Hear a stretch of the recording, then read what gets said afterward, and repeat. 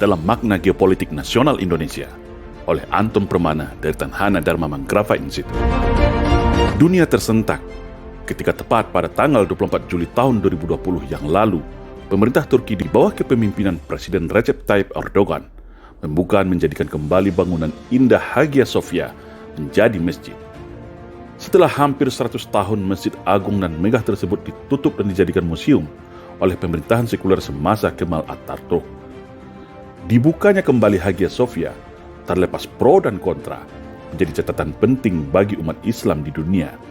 Apalagi dengan cara elegan, pemerintah Turki memaparkan secara telak bahwa Masjid Hagia Sophia adalah berupa wakaf dari Sultan Mehmed II atau Muhammad Al-Fatih, di mana masjid ini sudah dibelinya secara sah dari harta pribadi, baru kemudian diwakafkan beliau untuk umat muslim di dunia. Telaknya bukti dan fakta hukum ini membungkam kelompok yang kontra dan mencaci maki Turki selama ini. Tambah lagi, secara gentleman, Presiden Recep Tayyip Erdogan langsung menyambangi dan menjelaskan hal ini kepada Sri Paus ke Vatikan. Artinya, perubahan status Museum Hagia Sophia menjadi masjid adalah sah dan legal. Banyak makna yang tersirat dan tersuruh atau tersembunyi yang bisa kita dapatkan dari kejadian monumental ini kalau kita hadapkan kepada kondisi geopolitik nasional Indonesia hari ini. Yang pertama, Turki adalah bukti nyata hari ini bahwasanya Islam ternyata berhasil menjadi solusi dari sebuah keterpurukan sistem bernegara era The New World Order saat ini. Turki membuktikan itu secara jitu, bahwasanya Turki di bawah kepemimpinan partai politik Islam mampu membawa Turki jauh lebih berwibawa, maju dan modern. Yang kedua, Turki hari ini adalah salah satu bentuk kesuksesan Islam yang bermetamorfosa menaklukkan sistem demokrasi sekuler tepat di jantungnya Eropa.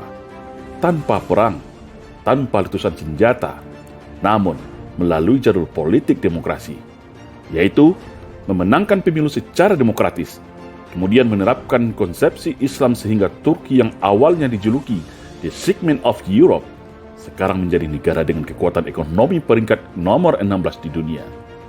Bahkan saat ini, Turki secara militer menjadi salah satu negara Eropa yang terkuat militernya setelah Amerika. Teknologi Turki maju pesat, ekonominya tumbuh secara positif, dan boleh dikatakan saat ini, Turki telah menjadi tulang punggung utama pertahanan negara-negara Eropa. Yang ketiga, secara teknologi militer, khususnya dalam alutsista drone tempur, drone buatan dalam negeri Turki seperti Bayraktar, Al-Kinci sudah menjadi king of the king drone dunia mengalahkan drone buatan Amerika dan Israel. Tidak hanya itu, berbagai macam peralatan tempur buatan Turki sudah mulai mengisi arsenal sampai 42 negara di dunia. Baik itu berupa tank, helikopter, rudal, roket, kapal perang, drone tempur, rampur, rantis, senapan hingga kapal selam.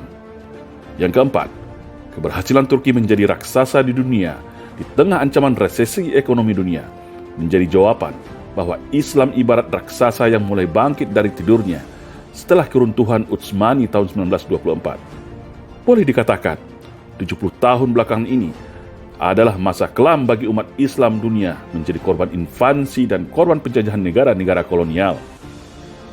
50 tahun lebih tepatnya lagi, Islam terpuruk dan dihinakan dengan berbagai stigma buruk dan bodoh. Agar secara mentalitas, umat Islam di dunia menjadi inferior, merasa kerdil dan kecil. Padahal, 1330 tahun dalam sejarah dunia, Islam pernah memimpin hampir sepertiga wilayah permukaan bumi ini secara gemilang. Turki hari ini kembali bangkit untuk membuktikan itu semua, bahwa Islam adalah solusi dari kerusakan yang terjadi di dunia saat ini. Peran Turki di Suriah, Palestina, Libya, Afrika, bahkan Rohingya menjadi bukti negara sekelas Amerika, Rusia, Cina, bahkan NATO sekalipun merasa enggan untuk berbenturan head-to-head dengan Turki. Sungguh, Turki yang kita lihat hari ini adalah sebuah keajaiban yang luar biasa. Tak terbayang, sejak Atatürk yang mengklaim dirinya bapak modernisasi Turki, membuang Islam jauh-jauh dari kehidupan negaranya, lalu menjadikan sekularisme sebagai konstitusi negara. Akibatnya adalah, secara otoriter, setiap nafas yang berbau Islam di bumi hakuskan dari Turki.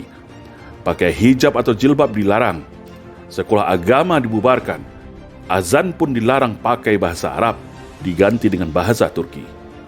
Segala bentuk maksiat dibebaskan, judi, minuman keras beralkohol, bar, diskotik, bioskop, prostitusi, dan sistem riba dibuka seluas-luasnya atas nama modernisme negara Turki. Ajaran dan ritual ibadah Islam distigmakan kuno dan menghambat kemajuan Turki. Para ulamanya dipenjara, para aktivisnya diburu dan dibunuh dan dibungkam. Ada juga yang diisolasi ke luar negeri. Pokoknya, atas nama sekularisme dan modernisme, Turki merubah dirinya negara sekuler di mana agama dianggap ancaman dan sebagai musuh negara. Tapi apa yang terjadi setelah itu? Kerusakan moral, korupsi, dan bencana sosial terjadi hampir di santero Turki. Ternyata, sekularisme yang dulu mereka agung-agungkan hanya halusinasi semu yang membodohi diri mereka sendiri. Turki akhirnya jatuh terpuruk dalam gelimang hutang serta berbagai konflik sosial politik dalam negerinya.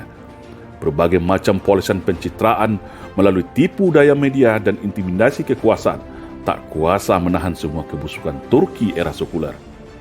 Terpuruknya Turki sekuler inilah yang akhirnya menjadikan pukulan telak rakyatnya yang kemudian sadar bahwa meninggalkan agama dengan alasan modernisme itu adalah sangat keliru. Lalu tampillah sosok Erbakan, guru dan mentornya Recep Tayyip Erdogan ke panggung politik Turki dengan membawa nilai-nilai Islam, sistem pergerakan Islam dalam politik demokrasi.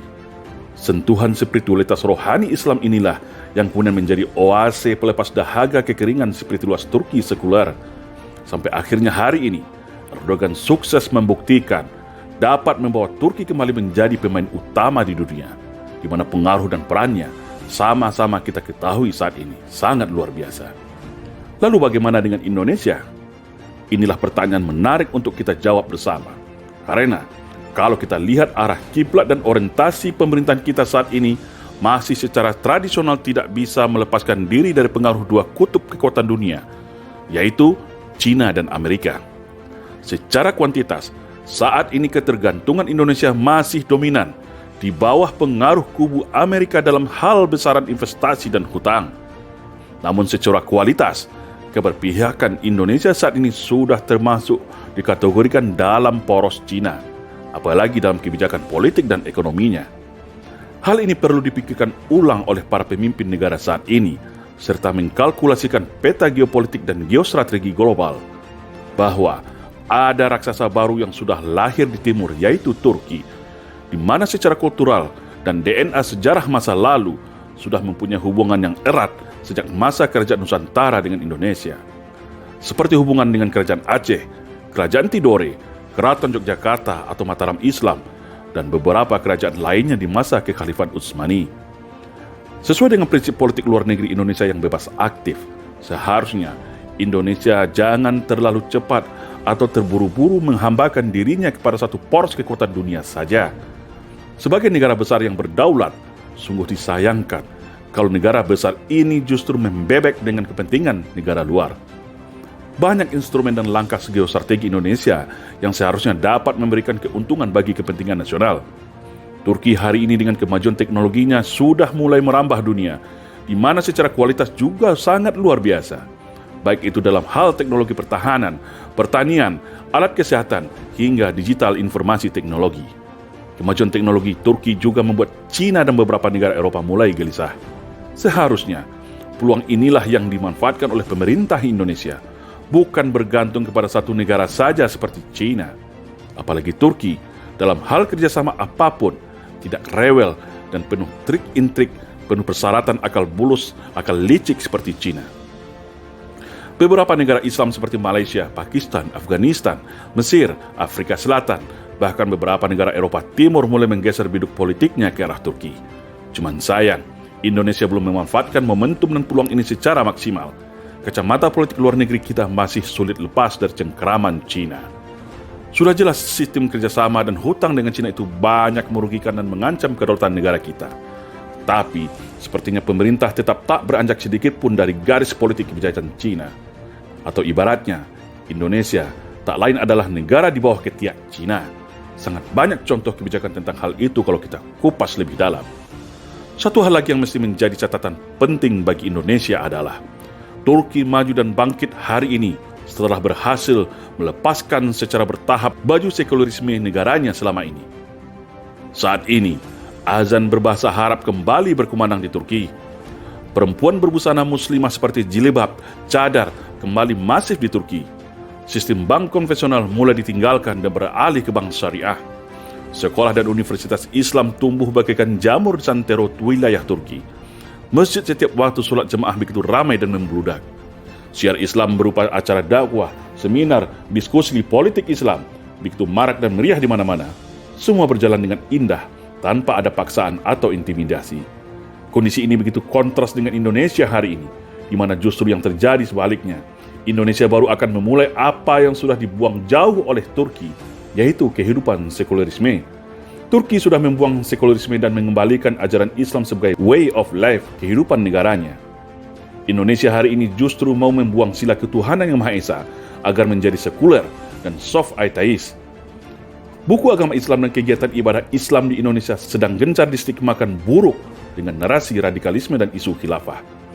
Apa yang sedang dikampanyekan pemerintah Indonesia hari ini mirip dengan apa yang dilakukan era Kemal Atatürk, di mana justru sekularisme itulah yang justru menghancurkan Turki, dan sebaliknya Islamlah yang justru kembali membangkitkan Turki. Jadi aneh kok Indonesia mau melakukan apa yang sudah terbukti gagal dilakukan Turki. Ada apa di balik ini semua? Secara kultural Indonesia itu punya banyak kesamaan dengan demografis rakyat Turki, bukan dengan Cina ataupun Amerika. Tak ada yang lebih baik negara kita menjadi dirinya sendiri, mengadopsi negara yang sukses tapi secara akar budaya dekat dengan budaya Indonesia. Disinilah titik krusial penentu bagi kita semua. Ada apa di balik kiblat dan arah geopolitik dan geostrategi negara kita sebenarnya? Cina dan Amerika itu sama jenis makhluknya dalam hal kepentingan politik dan ekonomi. Jangan harap dua negara itu akan memajukan Indonesia. Justru yang akan terjadi sebaliknya. Bagaimana membuat Indonesia selalu tetap miskin, bodoh, di bawah kendali politik dan ekonomi mereka melalui proksi yang sudah mereka tanam dalam tubuh kekuasaan. Semoga bangkitnya Turki dari timur dapat memberikan sinyal kepada para pemimpin negara ini untuk keluar dari tempurung cakrawala politiknya. Sudah rindu kita melihat negara ini bangkit maju, berdaulat mandiri, bermartabat, serta berwibawa baik secara nasional dalam negeri maupun pergaulan internasional. Karena segala sumber daya untuk itu kita miliki semua. Hanya tinggal menunggu sistem kepemimpinan yang tepat untuk dapat membawa Indonesia menjadi lebih baik. Dan semoga bangkitan Turki dari kebusukan sekularisme menjadi konservatif Islam saat ini dapat menjadi inspirasi dan motivasi bagi kita semua agar Indonesia ke depan juga maju dan sejahtera. Insya Allah. Salam Indonesia Jaya.